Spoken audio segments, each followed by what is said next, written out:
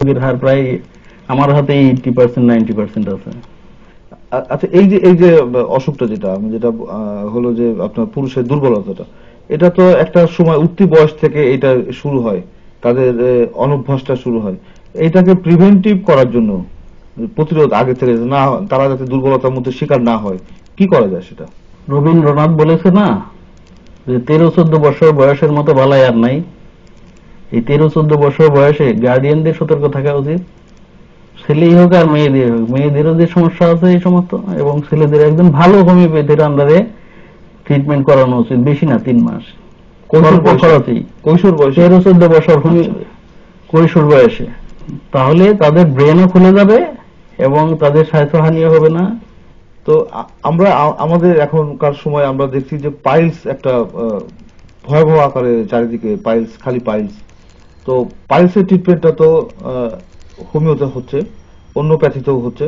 Homeopathy এবং অন্যপ্যাথির মধ্যে যে আপনি সুবিধাটা, এই প্রসঙ্গটা নিয়ে আপনি একটু বলেন।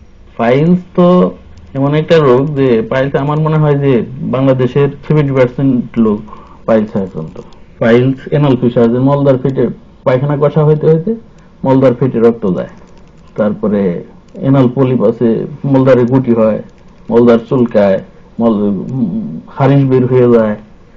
এই সমস্ত ঔষধ হোমিওপ্যাথিতে খুব দ্রুত আরোগ্য হয় এবং পার্মানেন্টলি আরোগ্য হয়। আর এলোপ্যাথিকে এর জন্য করতে হয় মলদারটাকে কেটে ফেলতে হয়। মলদারটা এমন একটা টিস্যু দিয়ে তৈরি যেখানে পেরিস্টালটিক অ্যাকশন, পায়খানার দরজা বন্ধ থাকলে কিন্তু আপনি পায়খানা হবে না, পায়খানার দরজা খোলা থাকে কিন্তু পায়খানা হয় না। এটা একটা পেরিস্টালটিক অ্যাকশনের মধ্যে পায়খানাটা বের হয়ে যায়। এখন যদি আমি এলোপ্যাথিকে অপারেশন ছাড়া কোনো চিকিৎসা নেই, এটা অপারেশন করলে মলদারের এক সাইড দিয়ে কেটে ফেলতে হয়, যার ফলে এই টিস্যুটা নষ্ট হয়ে যায় এবং খরচ অনেক বেশি। অনেক সময় দেখা যায় যে অপারেশন করার পরও তার অপারেশন করে অনেক আসে, কিন্তু হোমিওপ্যাথিতে কোনো ব্যাপার না, প্রায় 80% 90% সেটা ভালো হয়ে যায়।